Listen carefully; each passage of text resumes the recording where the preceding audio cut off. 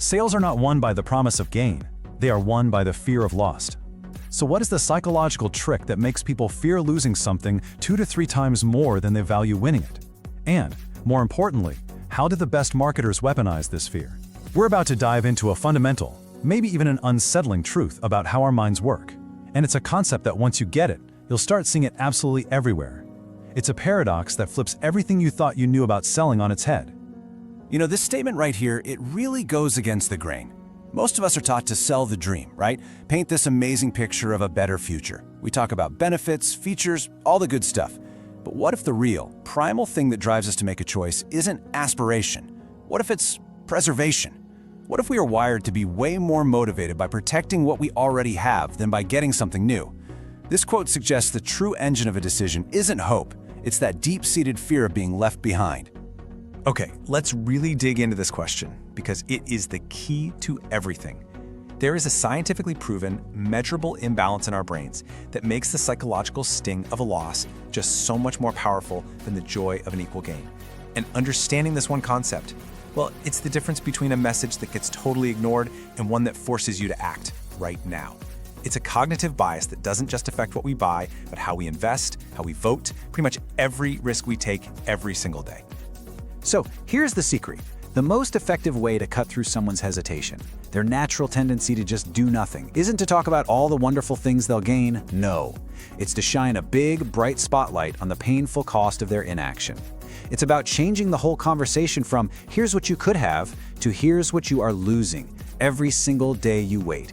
This is the core of a principle called loss aversion. Think of it like this. A promise of gain is like offering someone a vitamin. Yeah, it's good for them, they know it, but they can take it tomorrow. Highlighting a current loss is like offering a painkiller for a throbbing headache they just realized they have. The motivation to act is immediate, it's urgent.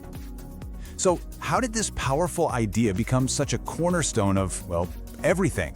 It's really important to understand this isn't just some clever marketing gimmick someone made up. It's actually rooted in decades of serious research into behavioral economics. We're going to unpack the science behind this fear, and we're going to find out exactly where that powerful, almost unbelievable 2 to 3 times multiplier really comes from. To really appreciate why loss aversion became so critical, you have to look at the world we're all swimming in. We are surrounded by this avalanche of choice, just bombarded with thousands of marketing messages a day. And all that noise, it doesn't empower us. A lot of the time, it just paralyzes us. It creates this crisis of buyer indecision. And in a world like that, a simple, polite message about your product's value, it's like a whisper in a hurricane. It's just not going to cut through. People needed a much stronger trigger, something that could tap into a more primal part of the brain to snap us out of that inertia. And that trigger, well, it was finally nailed down in this piece of groundbreaking work. Back in the 1970s, 2 psychologists, Daniel Kahneman and Amos Tversky, came up with what they called prospect theory.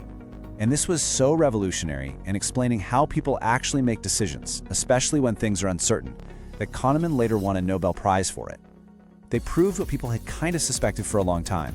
We are not the perfectly rational creatures we thought we were. Our choices are constantly being swayed by these powerful biases. And they found the biggest, most predictable one of all is our deep aversion to loss.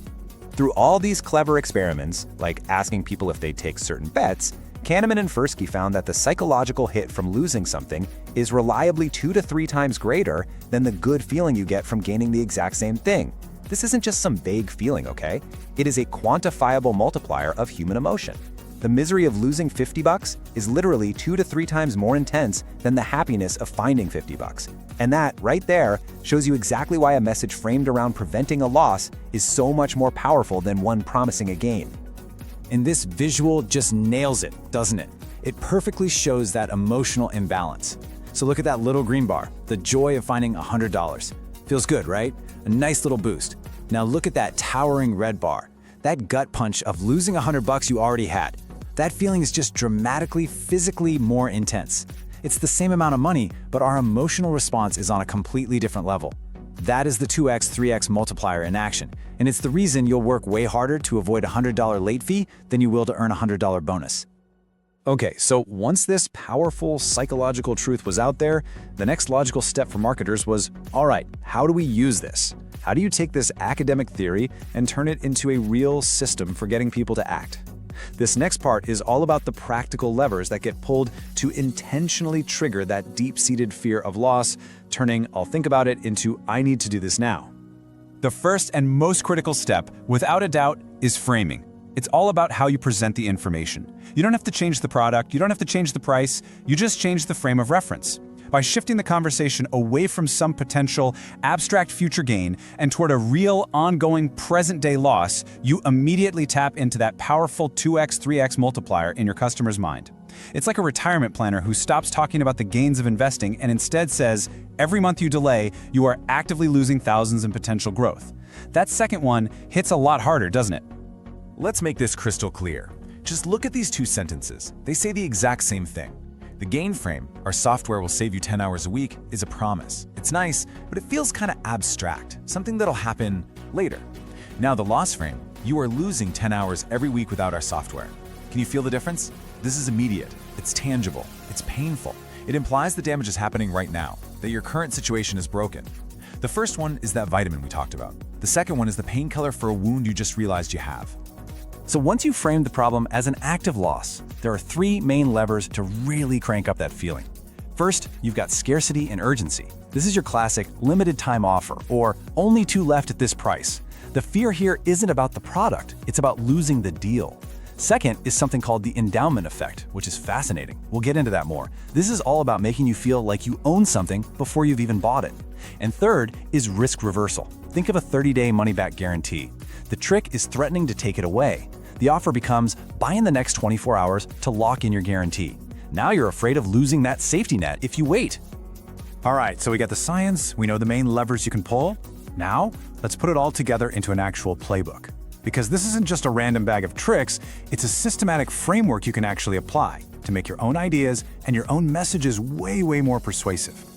So here they are, the three core steps. First, and this one is absolutely non-negotiable, you have to frame the person's current situation, their status quo, not as a neutral starting point, but as an active, ongoing state of loss. Second, you have to engineer scarcity that's actually believable. While supplies last just doesn't work if everyone knows the supply is infinite. And third, you masterfully leverage that powerful endowment effect, usually by getting some kind of pre-commitment that builds a sense of psychological ownership. Let's really drill down on step one, because it's the foundation for everything else. It is not enough to just vaguely say you're missing out. You have to put a number on the pain. Your headline, your ad, your opening line in a conversation has to immediately make the cost of doing nothing feel tangible and real. So not just our insulation saves you money, but your uninsulated attic is costing you $75 every single month. Not we improve efficiency, but your team is wasting 100 hours a month on manual data entry. When you put a number on the pain, the loss becomes real. Okay, on to step 3, which hinges on this incredibly powerful bias. The endowment effect is just this fascinating quirk of our psychology. The second we feel a sense of ownership over something, our perception of its value just skyrockets. We suddenly become more afraid to lose that thing than we ever were eager to get it in the first place. The classic example is a simple coffee mug. In studies, people who are given a mug demand, on average, twice as much money to sell it as other people are willing to pay for the exact same mug. Just the act of owning it for a minute literally doubles its perceived value. And this right here, this is the big aha moment for so many businesses today. The free trial is not just a demo. It is the single most effective, scalable way to create the endowment effect. I mean, think about it. A car dealership doesn't just show you the car, they make you take it for a test drive. A mattress company gives you 100 nights to sleep on it. A software company gives you 30 days to weave its tool into your daily life. And in that time, you invest your time, your energy, you start to feel psychological ownership. And here's the crucial shift. At the end of that trial, the sale isn't about convincing them to buy a new tool anymore. The entire frame has flipped. The conversation is now about convincing them to not lose the asset they've already built. The pain of ripping out that workflow, of losing all their custom settings, their data, their progress, that pain is now the driving force. It's way more powerful than the initial abstract promise of what the product could do. You are no longer selling features, you are selling protection for their investment. So as we bring all this together, it's really important to understand why this framework is so powerful, why it works across different cultures and industries. This isn't just some modern marketing trick.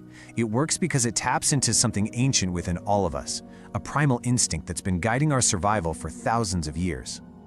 At the end of the day, loss aversion is so powerful because it's perfectly aligned with our evolutionary drive for self-preservation. For our ancestors, keeping the food you had was way more important than the possibility of finding more.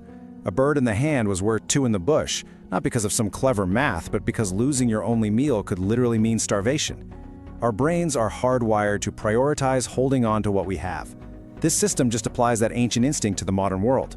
That fear of making a mistake and suffering a loss, that fear of future regret, it is one of the most reliable drivers of human behavior, period. And this quote just brilliantly sums up the entire philosophy. The goal isn't to push someone through a sales process, it's to create a situation where the customer feels this powerful internal need to protect a valuable asset. The urgency comes from them, not from you. They feel compelled to act not to gain something new, but to secure what they've come to value, what they already feel deep down is theirs. So I'll just leave you with this question. Look at your own projects, your own messages, the way you try to persuade people every day. Are you selling a vitamin or a painkiller? Are you making a vague promise about a better future? Or are you highlighting a tangible, real loss that's happening right now? Because, understanding this principle is one thing, but actively shifting your frame from a promise of gain to a prevention of loss, well, that might just be the most powerful change you ever make.